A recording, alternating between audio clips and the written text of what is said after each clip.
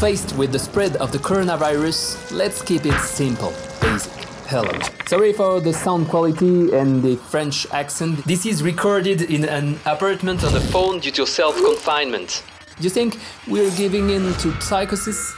Okay. The coronavirus is way ahead of us. It's progressing behind a false perception of reality. To know how many people are sick, there are two ways to count. On one hand, the official cases tested and therefore reported. And on the other, the real cases, people who are contaminated and contagious but who sometimes don't have the slightest symptom. In China, between December 8th and January 22nd, 444 cases were officially recorded. In the weeks that followed, the sick flocked to China's hospitals. Among them, many cases were diagnosed as positive. The medical teams asked them how long ago the symptoms appeared. They thus discovered, after the fact, an estimate of the real cases over the same period, about 12,000. 27 times more than the official cases. This is the lead that the virus has on us.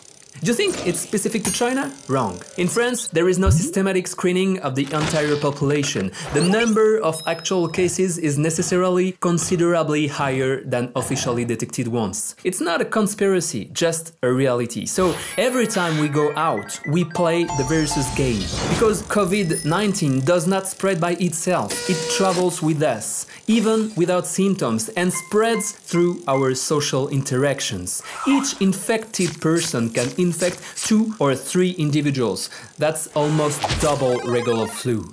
Let's keep that in mind and get back to the numbers. 20% of cases require hospitalization, 5% a place in an intensive care unit, and about 2.5% need very intensive care. In France, we have 5,000 intensive care beds and 7,364 beds in intensive care units, not to mention the staff needed to administer this care.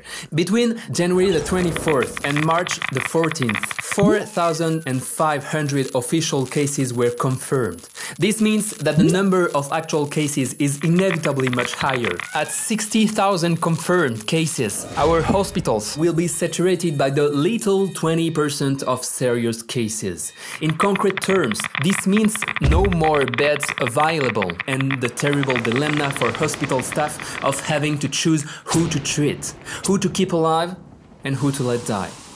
One last detail. The mortality rate for the regular flu is 0.1%. That of coronavirus is between 0.5% and 5%.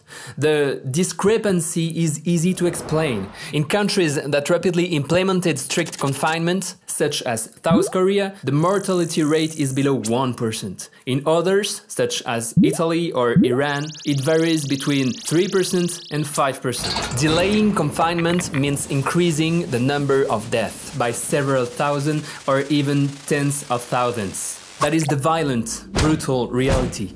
There is no longer even any question today of preventing hospital overcrowding. It's probably already too late, but we can all play our part to limit that overcrowding by radically limiting all our social interactions. All.